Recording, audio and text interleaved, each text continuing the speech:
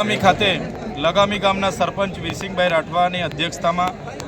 મહાપંચાયત મળી અને આજની આદિવાસી સમાજની મહાપંચાયતમાં સમાજમાં રહેલા કુટેવો કુરિવાજો અંધશ્રદ્ધાઓ કઈ રીતના દૂર થાય, સાથે સાથે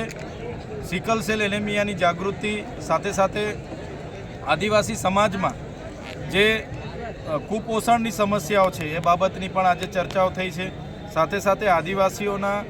હાલના જે પ્રશ્નો છે, પડકારો છે, એની સામે આદિવાસી સમાજે કઈ દિશા તરફ જવાનું, આદિવાસી સમાજ એનું નિરાકરણ કઈ રીતના આવે, એ તમામ બાબતો એ ચર્ચા થઈ છે। ખાસ કરીને આ વિસ્તારમાં વન અધિકાર અધિનિયમ 6 અંતર્ગત ઘણા લોકોએ પોતાને ખેડતા જમીનના દાવાઓ અરજીઓ કરી છે, આજ દિન સુધી મંજૂર નથી કરવામાં આવી। સાથે સાથે આ વિસ્તારમાં પૈસા એક્ટ 1996 અને અનુસૂચિ 5 અંતર્ગત ગામ સભાઓ બોલાવવામાં નથી આવતી। જ્યારે પણ કોઈ પણ પ્રોજેક્ટ આવે છે, કોઈની પણ સહમતિ વગર બારોબાર મંજૂર કરી દેવામાં આવે છે। એ બાબતોની પણ ચર્ચા થઈ છે અને ખાસ અમે શિક્ષણ પર ભાર આપ્યું છે કે તમામ યુવાન યુવતીઓ પોતાના ભણવાના સમયે સારી રીતે ભણે, એમના મા બાપ એમને ભણાવે, એવી અમે સૌએ આગ્રહ કર્યો છે। અને આજની આ મહાપંચાયતમાં જે પણ બધાના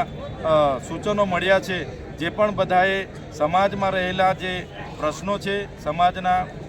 જે પણ કુરિવાજો કુટેવો અને દૂષણો છે એ દૂર કરવાની જે વાત કરી છે, એમાં સૌએ હામાં હા મિલાવી છે અને બધા જ લોકોએ, પટેલોએ, મુખીએ, સરપંચો એમને ખાતરી આપી છે કે આવનારા દિવસોમાં સંવિધાનિક, સામાજિક અને જે પણ જળ જંગલ જમીન પરના અધિકારો મળ્યા છે એના રક્ષણ માટે બધા એક થઈને આવનારા દિવસોમાં આગળ વધીશું। ચેતરભાઈ, આદિવાસી સમાજની મહાપંચાયત છે, અન્ય પક્ષોની ગેરહાજરી છે, શું કે